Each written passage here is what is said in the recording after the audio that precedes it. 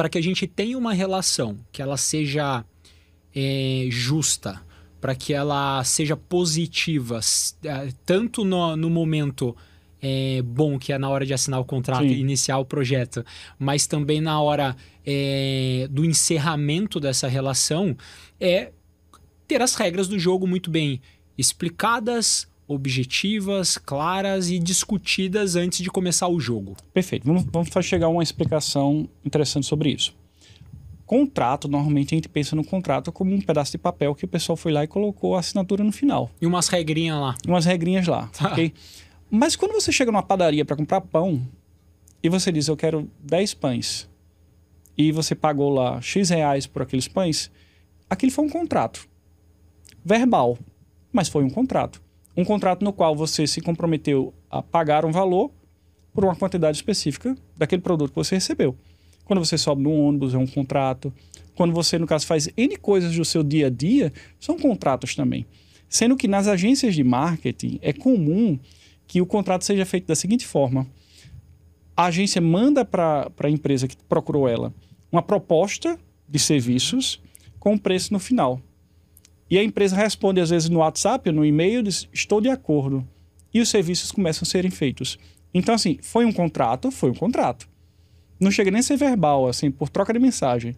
Mas foi um contrato que ele tem uma precariedade porque ele não tem regras de maneira muito clara e de maneira muito explícita sobre o que é que cabe a cada um naquelas obrigações. E isso é ruim para todo mundo, Isso é ruim para todo mundo, porque o contrato, ele existe. É diferente, por exemplo, quando você faz um contrato especificando que o perfil vai ser criado com tal e-mail, que aquela conta pertence, é de propriedade, por exemplo, da empresa tomadora de serviço. É diferente quando você chega, por exemplo, em uma discussão judicial só com troca de mensagem de WhatsApp. Aí, o primeiro passo, o advogado da outra parte vai impugnar o que está naquela troca de mensagens, porque não está completo, é só print. São N coisas envolvidas, entendeu? Aí você tem que ir no cartório fazer uma ata notarial daquele conteúdo da conversa para você poder justificar, dizer que é verdadeiro. Então, assim, quanto mais formalizado, melhor para todo mundo. Ou seja você uma agência ou uma empresa que vai contratar uma agência, tenha um contrato muito bem estruturado, um contrato revisado por um profissional que vai te orientar de acordo com os seus interesses, inclusive, né? E isso vai evitar muita dor de cabeça.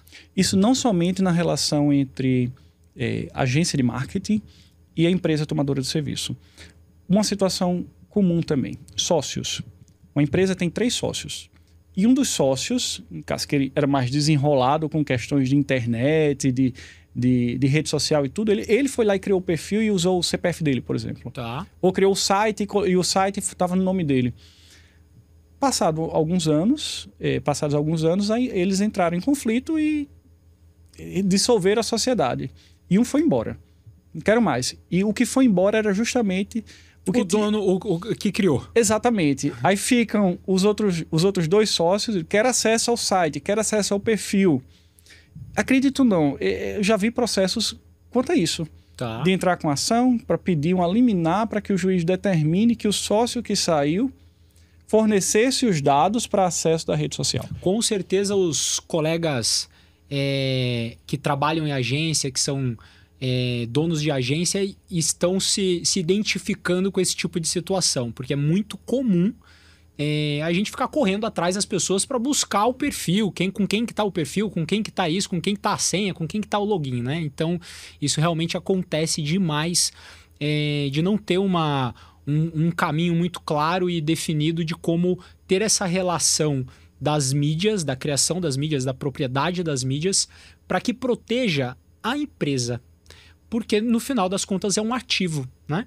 É um ativo da marca, é um ativo da empresa. E quanto mais é investido nesse ativo, mais ele vale. Então é importante ter esse cuidado, ter esse carinho, qual processo seguir para que você não tenha dor de cabeça no futuro. E hoje, Zé, a importância de uma rede social, de um canal virtual de comunicação com o cliente, no caso da empresa, é tão importante quanto há 10 anos atrás o telefone. Sem dúvida. Antigamente, se o seu telefone não estivesse funcionando, você não conseguia falar com seu cliente. Parava o setor comercial da Parava o empresa. setor comercial. Hoje em dia, se você fica sem o WhatsApp, se você fica sem a rede social por onde o seu cliente vem, aquilo traz transtornos assim muito difíceis de serem mensurados. Então, assim, é um cuidado extra que você precisa ter com aqueles dados, com aquelas informações que precisam de uma seriedade muito grande e de um profissionalismo que muitas vezes faltam. Então, assim, quando as pessoas não têm esse profissionalismo, é justamente quando os problemas aparecem. Pegando esse gancho a respeito da propriedade, né, desses materiais, a agência, ela acaba absorvendo muito material ao longo do contrato da empresa da contratante, né? Sim. E muitas vezes a gente vai guardando essas informações, seja ela imagem, seja ela texto, enfim, a gente vai guardando esses conteúdos no nosso banco de dados, né? Sim. E muitas vezes, quando se encerra um contrato, é comum acontecer de 6 meses, 1 ano depois, a contratante não ter esse acesso, perdeu ou alguma coisa aconteceu. Sim. E ela vir buscar na agência, onde ela já encerrou ali a relação que ela tem sobre o trabalho. A agência, ela tem alguma obrigação em guardar essas informações e se existe um tempo específico para isso? Vamos lá. Essa questão ela envolve várias áreas do direito, tá certo? Primeira área que eu vou colocar vai ser o direito contratual. O que é que você colocou no contrato? Você vai precisar armazenar aquele conteúdo? Primeira pergunta que tem que ter em mente é essa. A segunda área que eu vou colocar seria a do direito virtual, principalmente da questão da LGPD, que é a Lei Geral de Proteção de Dados. Os dados que vocês coletam são dados diversos de pessoas, no caso, que são colaboradores da empresa, funcionários, do próprio empresário. São dados muito diversos que vocês têm ali com vocês. Então, você tem que ter em mente qual a necessidade daqueles dados que você vai armazenar. Você ainda vai reutilizar esses dados? Você ainda vai fazer publicações com elas? Se o seu contrato encerrou com aquela empresa, uma recomendação que eu faço para os meus clientes na questão de encerramento de contrato é confirmar, formalizar o encerramento, um termo de finalização, um distrato, enfim, um documento que formalize esse encerramento e que você diga que aqueles dados que você tem armazenados estão sendo descartados, porque você não tem necessidade de guardar aquilo tudo. Você pode também, no encerramento do contrato, fazer um portfólio, fazer um apanhado de todos os documentos que você tem e você entrega num pendrive, numa pasta. O ideal não seria, de repente, a gente formalizar isso por e-mail, porque daí eu tenho E-mail ajuda. Ajuda, não ajuda? Ajuda demais. O e-mail, a conversa no WhatsApp até, assim, é mais precário, entendeu? Mas, assim, o mais ideal é que você faça um documento mesmo, formalizando. Ou então, o e-mail você formaliza e diz, olha, conforme combinado, estamos encerrando nossa relação contratual, porém as portas sempre estão abertas, que a gente nunca fecha as portas. Claro. O cliente que gosta do nosso serviço, ele acaba voltando, entendeu?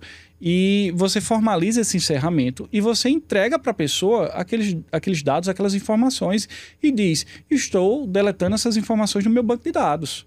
Não tem para que você ficar com a coleção de informações, você pode até guardar, eu acho que você chama de templates, né? Assim, os modelos das artes e tudo, as coisas que vocês desenvolveram. Às vezes até coisas que a gente não desenvolveu, mas que são necessárias para a produção de conteúdo, uma identidade visual, fotos. Mas necessariamente os dados que vocês coletaram na produção do conteúdo, na prestação de serviços para a empresa, eu não vejo por que vocês terem essa necessidade de guardar isso eternamente, entendeu? Então, assim, eu acho interessante. Olha, vão ficar armazenados por 2 meses, 3 meses. Né, tem Antônio, custos, exatamente. O armazenamento em nuvem hoje não é algo tão barato assim. Não é. Então, a partir do instante que você encerra o contrato, existe um custo para isso.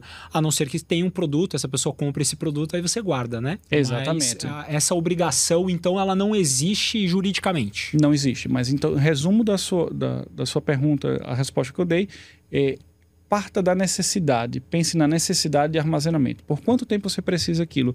E formaliza que você está devolvendo o material, que você, no caso, está deletando dos seus arquivos. Você não vai armazenar aquilo no seu banco de dados, porque você não vai ficar com essa responsabilidade. Passou algum tempo, a pessoa perdeu aquelas informações que ela tinha, infelizmente é um problema dela. Você pode até dizer, você pode me contratar para refazer. A gente refaz, não é? Mas assim, já gerando uma necessidade. Já gerando uma necessidade, mas você não tem a obrigação de armazenar eternamente aquelas informações.